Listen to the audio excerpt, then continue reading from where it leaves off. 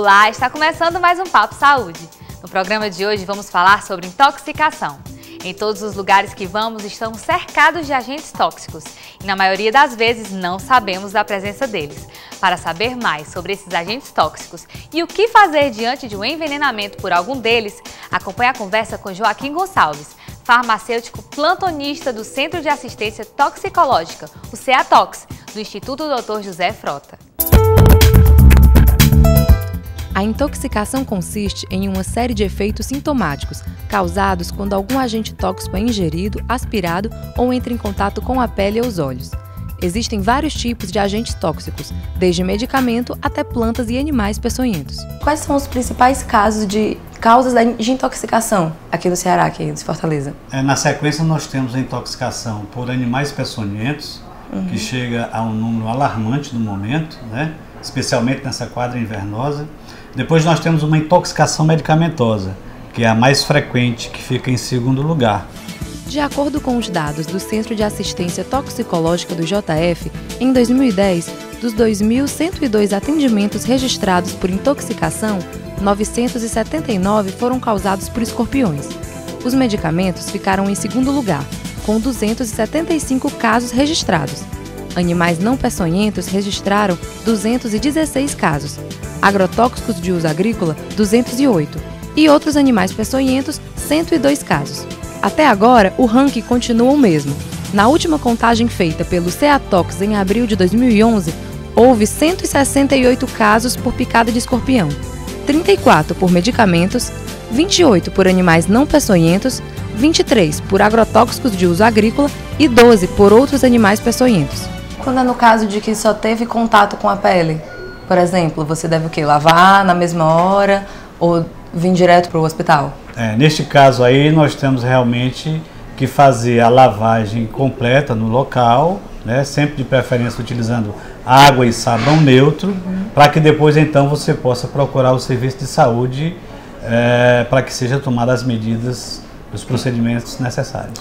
A partir do momento que o paciente chega aqui, nós identificamos o agente tóxico e a partir daí, fazendo alguns exames complementares, nós fazemos os mesmos procedimentos, que varia de acordo com o agente tóxico, como já foi dito. É importante no caso de medicamentos, plantas, você trazer o que lhe intoxicou?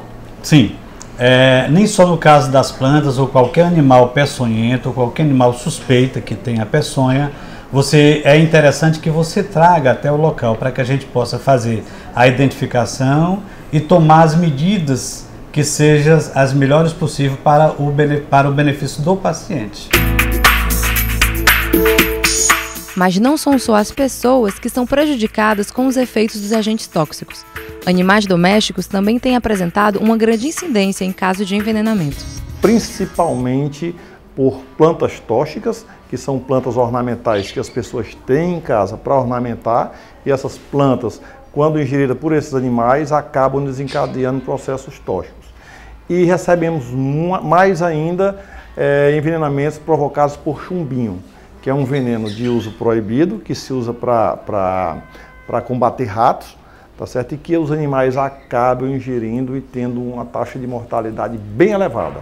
Quando esses animais conseguem chegar à clínica em um tempo relativamente curto, ainda se consegue salvar esses animais com alguns procedimentos.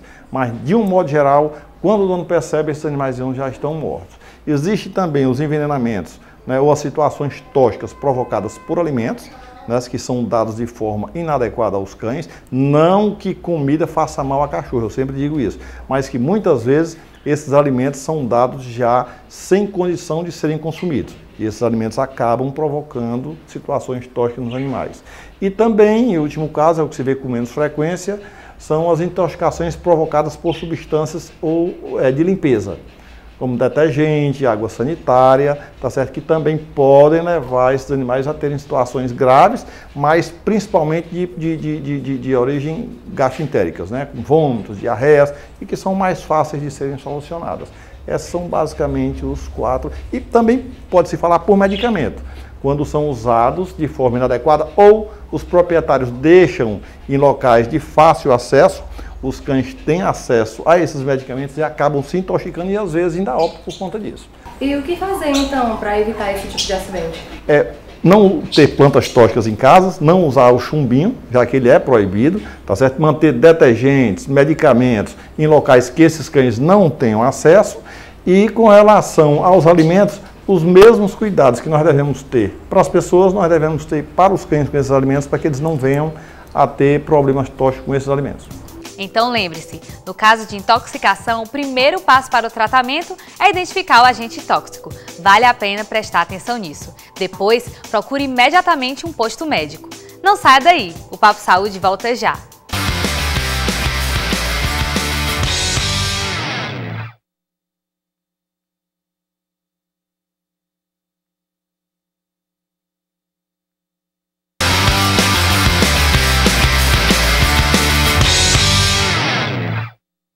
O Papo Saúde sobre intoxicação está de volta. Vamos continuar agora a conversa com o farmacêutico plantonista Joaquim Gonçalves, do Centro de Assistência Toxicológica, o CEATOX. Acompanhe.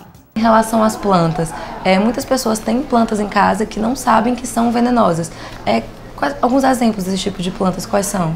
Nós temos várias, inclusive as mais frequentes aqui de ocorrência é exatamente a espirradeira, comigo ninguém pode, copo de leite, né? E outras popularmente conhecidas, uma como cara de cavalo e outras mais, né?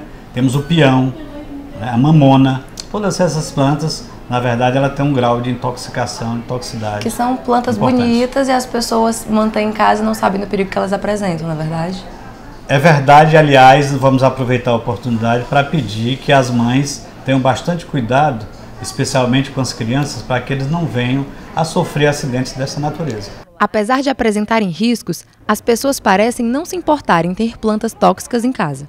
Quando chega uma pessoa para comprar uma planta comigo que não conhece a planta direito, quer comprar comigo uma planta tóxica, eu tenho que avisar para mim, porque tem muita gente que não avisa, né? Você tem criança em casa, o comigo pode uma planta tóxica, até que a gente cortar ela, a gente melar um pouco, já queima e passa vários dias coçando. É uma planta totalmente tóxica. Para a criança não é certo comprar, às vezes não é bom o cliente comprar. Eu aviso sobre isso aí também. Melhor levar outra, porque para quem tem criança não é muito bom. E mesmo assim ela vende muito? Vende muito, tem muita saída. Tem muita gente que gosta da planta tóxica, né? E a senhora conhece a planta comigo ninguém pode? Conheço. A senhora tem em casa? Tenho.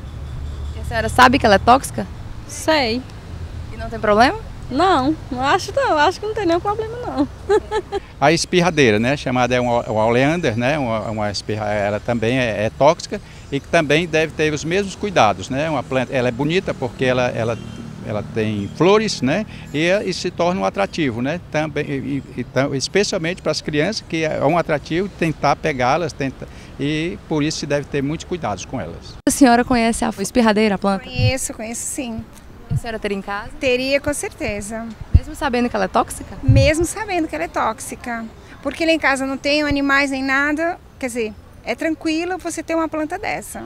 No caso de plantas, por exemplo, os sintomas são mais leves, podemos dizer assim? No caso de plantas, os sintomas são mais leves. Agora, tudo isso vai depender da quantidade do tóxico que foi utilizado e do tempo que vai desde a hora que ela tomou o tóxico até a hora de ela ter os primeiros atendimentos. Isso aí é muito importante. Por quê? Porque a absorção do tóxico é de acordo com o tempo que leva desde a exposição até os primeiros procedimentos médicos. Se a intoxicação por planta é considerada mais leve, no caso da picada de escorpião é o oposto. Olha, quanto mais rápido você procurar o serviço de saúde, melhor. Certo? Agora, é importante que você fique tranquilo, que você não se apavore, porque aqui no Ceará, com o nosso escorpião amarelo, que é a nossa espécie que tem de praxe no Ceará, nós não tivemos nenhum caso de óbito registrado. Só com uma pessoa que é picada, assim, quais são os sintomas? O que pode acontecer com ela? Ah, sim, muito bem. Nós temos normalmente uma dor intensa local para o nosso escorpião aqui do Ceará, que é o escorpião amarelo. Então, os sintomas se apresentam com uma dor intensa local e com uma dormência local, né? Esses dois sintomas são os sintomas principais. É importante, e aqui eu repito, em crianças abaixo de 7 anos e em pessoas idosas que já têm outras doenças crônicas, aí sim, esses pacientes podem apresentar, por vezes, uma sudorese intensa e outros sintomas indesejáveis que terão que vir ao médico para fazer o soro anti-escorpiônico. No Ceará, o maior número de casos de intoxicação é devido ao escorpião. Porém, outros animais peçonhentos também provocam medo em muita gente. No caso das aranhas, nós temos uma incidência baixa. Agora, é importante que você tenha bastante cuidado com alguns tipos de aranha e que, na verdade, elas causam um prejuízo enorme para o paciente. Exemplo, a aranha marrom. A aranha marrom é uma aranha que, apesar do índice ser muito baixo aqui no estado do Ceará, ela causa uma necrose violenta em pouco tempo, e isso daí, quando vem ao hospital, é necessário que se faça o soro antiaracnídeo para poder você barrar o incremento do processo de infecção ou o processo de necrose do paciente. A imagem que você está vendo agora é o efeito da picada da aranha marrom, depois de apenas 12 horas. Os cearenses podem ficar mais tranquilos, afinal a aranha marrom não é comum no nosso estado. Mas, apesar disso, é bom estar sempre atento. Por isso, fique ligado nas dicas do Papo Saúde para evitar qualquer tipo de envenenamento. Evite deixar produtos de limpeza, raticidas e remédios em locais de fácil alcance de crianças e animais. Mantenha esses materiais guardados em um lugar seguro e de difícil acesso. No caso dos remédios, mantenha-os guardados em locais fechados. Antes de comprar uma planta, faça uma pesquisa e evite as tóxicas, principalmente se você tiver crianças e animais em casa. Mantenha sempre a casa limpa, evitando a entrada de animais peçonhentos. E para o caso de dúvidas e emergências, tenha sempre o número do Ceatox, 085 3255 5050.